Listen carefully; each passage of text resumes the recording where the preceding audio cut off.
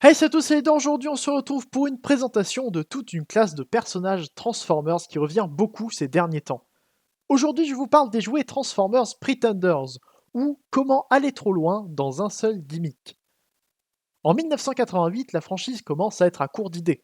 Les ventes diminuent, mais même si ça reste raisonnable, il faut trouver du neuf. Un an plus tôt, les gimmicks autres que la transformation sont apparus dans la franchise. Les Target Masters, les Headmasters ou encore les Throttlebots apportent des équipes nouvelles. Mais peut-être que ça n'est pas assez.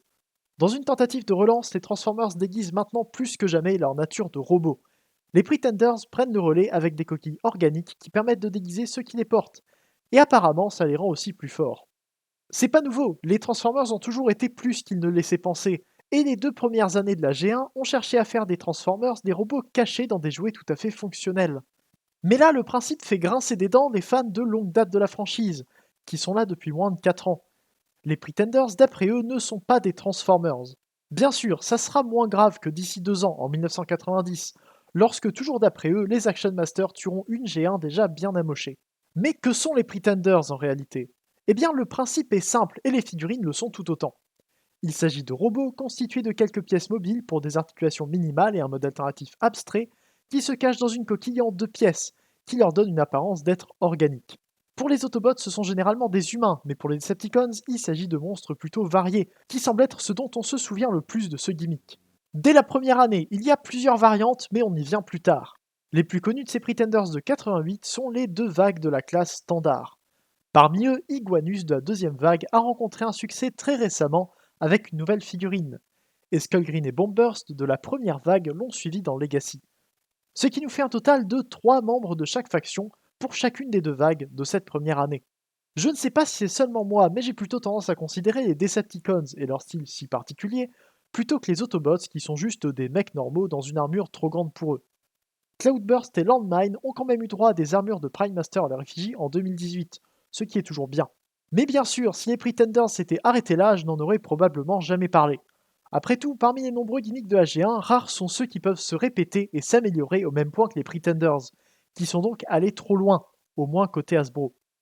Et oui, parce que côté Takara, il n'y a eu que la première vague de Pretenders qui a été importée, et quelques repaints et remolds plus tard.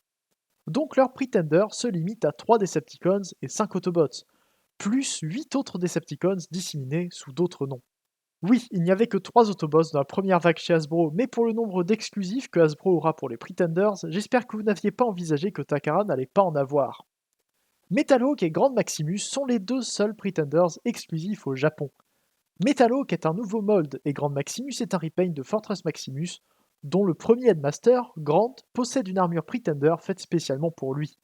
Et justement, parler de Headmaster me permet de revenir aux autres gimmicks. Parce qu'en 1988, les Transformers sont encore vendus soit pour leur transformation, soit pour un nombre limité de gimmicks. Les Throttlebots avancent par friction, les Monsterbots font des étincelles et les Target Masters ont un robot en plus qui devient une arme. On peut bien sûr donner plein de petits robots avec un Transformers pour lui ajouter des armes, mais on ne peut pas répéter le moteur des Throttlebots, ni faire un combiner de combiners. Les gimmicks ne sont donc pas toujours imbriqués et ne peuvent pas s'améliorer. Prenez un Action Master, à part le faire revenir à l'état de Transformers simple, comme pour les 4 Action Master Elite, en leur donnant une transformation à nouveau, il n'y a pas moyen d'ajouter à ce gimmick. Si une figurine ne se transforme pas, on ne peut pas à nouveau lui enlever la transformation. Mais les Pretenders sont bien différents. Une coquille peut être à son tour entourée d'une coquille, non? Et une coquille peut être considérée comme un Transformers auquel tous les gimmicks précédents peuvent s'ajouter, n'est-ce pas? Les 2 réponses sont oui, et Hasbro l'a bien compris. Maintenant que vous en savez plus sur les premiers Pretenders, je vais vous emmener faire le tour de la spirale infernale dans laquelle Hasbro n'a pas pu s'empêcher de mettre le pied. Les 2 premières variations de Pretenders arrivent dès 1988, et la deuxième va vous faire rire. La première est le principe des Pretender Beasts. Carnivac, Katia, Chenklo et Snarler sont 4 Pretenders qui se transforment en animaux mécaniques, et dont les coquilles sont les mêmes animaux en version organique. Ceux-là ne sont pas les plus intéressants en termes d'évolution du gimmick. Par contre, les Pretender véhicules sont déjà une blague pour le gimmick. Gunrunner et Road Grabber sont des Transformers qui se déguisent en véhicules. Plutôt que se déguiser en humain, ils se cachent dans un véhicule plus ou moins cybertronien, ce qui est l'idée même de Transformers, mais sans aucun lien entre le véhicule et le robot. Enfin, les robots internes se transforment de façon simple, mais ce n'est pas le véhicule principal du set. Et rien que pour ça, je trouve l'idée très amusante. Les Pretenders n'existent pas depuis plus d'1 an qu'ils sont déjà revenus en boucle sur les Transformers standards. Et c'est tout pour cette première année. On va dire que c'est déjà bien. Il y a beaucoup de personnages et plusieurs versions du même gimmick pour satisfaire pas mal de monde. Mais ça peut aller plus loin. Les Pretenders normaux ont changé en 1989. 6 nouveaux personnages ont été faits, avec des différences majeures dans le design.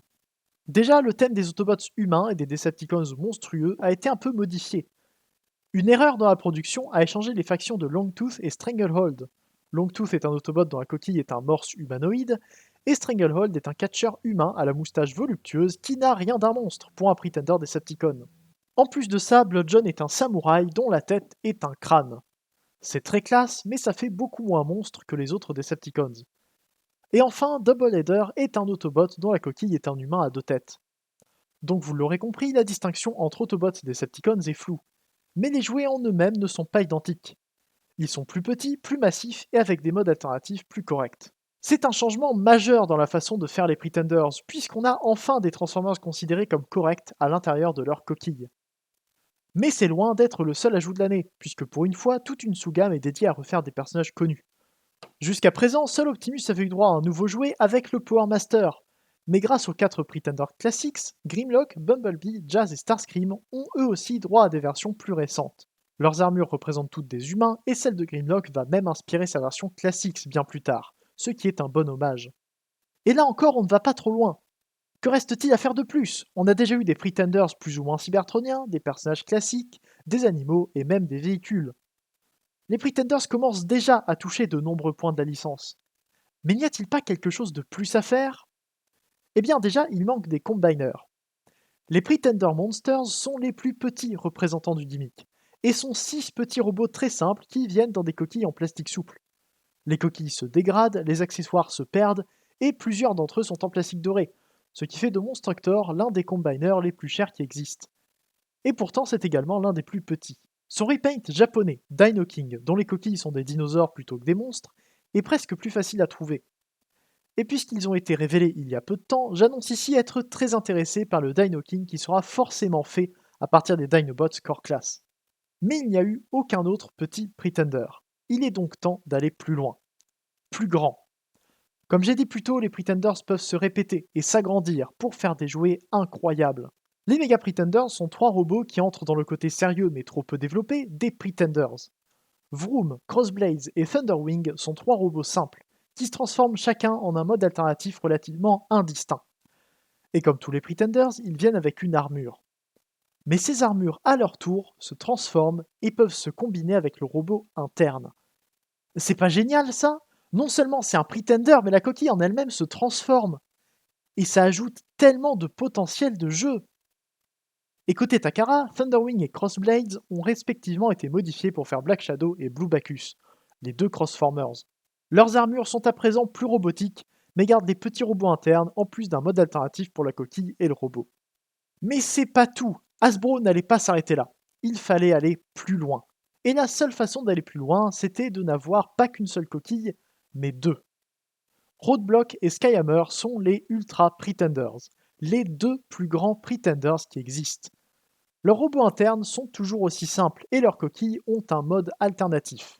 Mais ce mode alternatif a lui-même un cockpit pour accueillir le petit robot pour ajouter aux possibilités. Et puisque ça n'est pas encore assez, ils viennent chacun avec une autre coquille pour loger la première et former un véhicule encore plus grand. Malheureusement, les 2 souffrent de plastique doré et sont donc très fragiles. Mais j'ai toujours trouvé ça tellement impressionnant. Les Pretenders se sont agrandis, améliorés et sont devenus doubles. Ils sont allés plus loin que n'importe quel autre gimmick, et pourtant ils restent loin d'être les G1 les plus appréciés. Mais j'espère quand même vous avoir intéressé avec cette présentation, et j'espère ne rien avoir oublié. Les Pretenders forment une partie importante de la G1, et ont mené ensuite à de nombreuses références, des personnages particuliers et des jouets pour certains très bons. Donc rien que pour ça, je me devais de vous les présenter. Merci à vous pour avoir suivi cette vidéo, j'espère qu'elle vous aura plu et qu'elle vous aura permis d'apprendre quelque chose. Je répète que, comme d'habitude, TFWiki est ma source pour toutes les informations. J'attends vos commentaires en dessous pour me dire ce que vous en avez pensé et j'espère que vous aurez envie de discuter de ça sur l'Arche sur Discord. Abonnez-vous si ça vous a plu et faites un tour sur mon Utip si vous voulez me soutenir. On se retrouve bientôt pour une prochaine vidéo, c'était Leader, fin de jour et salut.